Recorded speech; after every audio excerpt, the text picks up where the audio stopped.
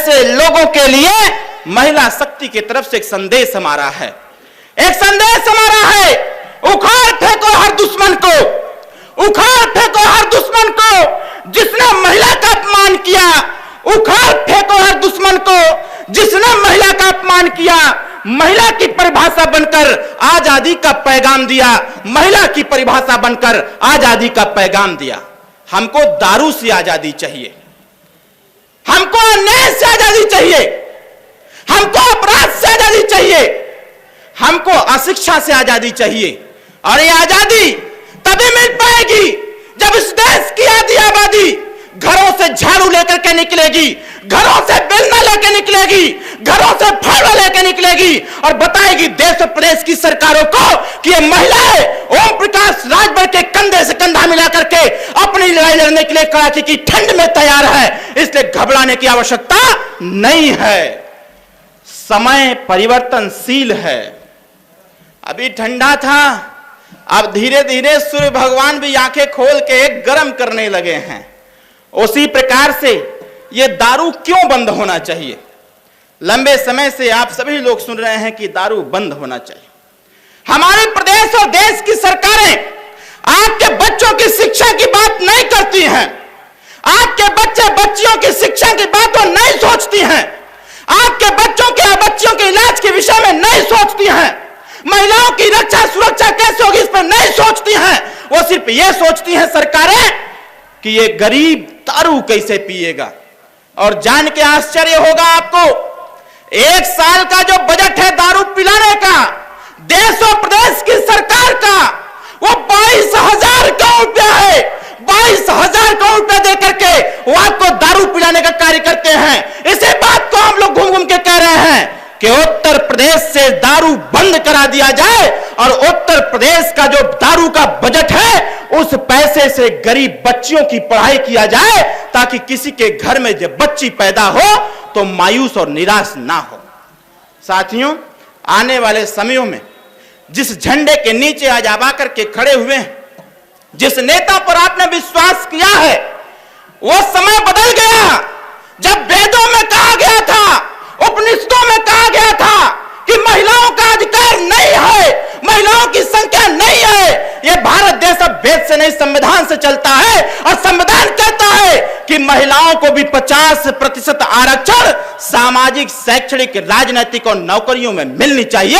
यह तभी मिल पाएगी जब आप अपनी लड़ाई लड़ने के लिए तैयार होंगे। साथियों, आपको जान के आश्चर्य होगा, हमारे नेता माननीय ओम प्रकाश राजभर जी आपके लिए बताते हैं कि उत्तर प्रदेश में जब सुहेलदेव भारतीय समाज पार्टी की सरकार बनेगी, उत्तर प्रदेश में जब एक आंदोलन छिड़ेगा, उससे विकल्प निकलेगा कि उत्तर प्रदेश से दारू बंद करा करके जिनके घर में बच्ची पैदा होगी उस परिवार को सबसे पहले 5 लाख रुपए का चेक भेजवाया जाएगा कि रखो 5 लाख रुपया अपने बच्चे की पढ़ाई के लिए।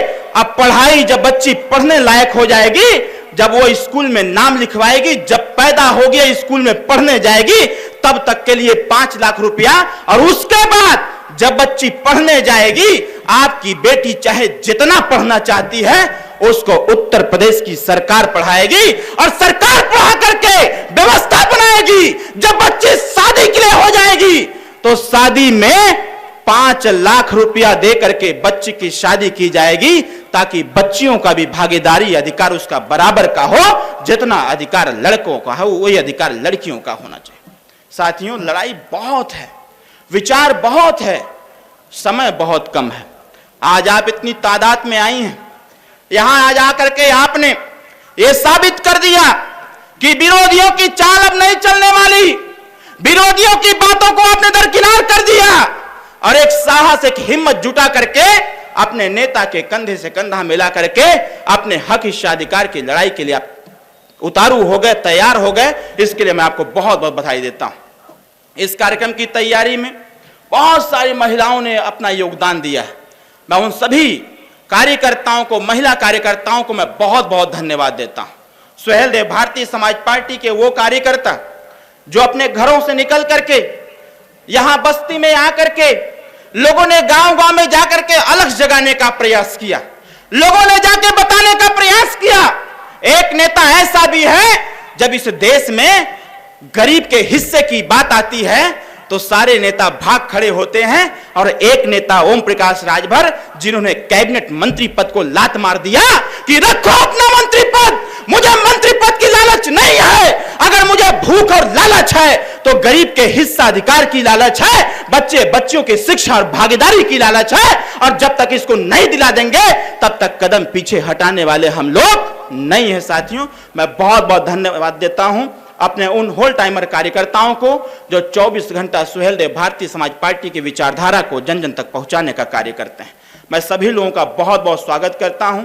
सुरक्षा में लगे सुरक्षा कर्मियों का मैं बहुत बहुत बधाई देता हूं, बहुत बहुत स्वागत करता हूं। अपने पत्रकार साथियों का मैं इस मंच से बहुत बहुत आभार प्रकट करता हूं, बहुत बहुत धन्यवाद देता हूं। और एक निवेदन मैं अपने पत्रकार साथियों से जरूर करूंगा कि आई हुई अपार महिला जो यहां पर जनसंख्या दिख रही है, इसको आप प्राथमिकता से दिखाने का प्रयास करिएगा, ताकि देश के नेताओं के आंखों पर जो काली पट्टी बंधी हुई है वो खुल जाए कि ये वेद और पुराण और उपनिषद नहीं है, ये देश संविधान से चल रहा है, और संविधान में अपने हिस्से के लिए ये महिलाएं उठ खड़ी हो गई हैं, जाग गई हैं, लड़ाई लड़ने के लिए तैयार हो गई हैं। अब इनका पैर डगमगाने वाला नहीं है, बल्कि हम जैसे वीरों को पैदा करके इन्होंने अपने हिस्से की लड़ाई लड़ने के लिए तैयार कर रखा है। इसलिए मैं बहुत बहुत धन्यवाद देता हूं, बहुत बहुत शुभकामनाएं देता हूं। और अपने वाणी को विराम देने से पहले मैं पूजा राजभर, रीना भारती जी, मानती देवी जी, चंपा राजभर जी का विशेष तौर पर मैं बहुत बहुत स्वागत करता हूं, धन्यवाद देता हूं। सभी महिला कार्यकर्ताओं का बहुत बहुत आभार प्रकट करते हुए अपने वाणी को विराम देता हूं। जय सुहेल।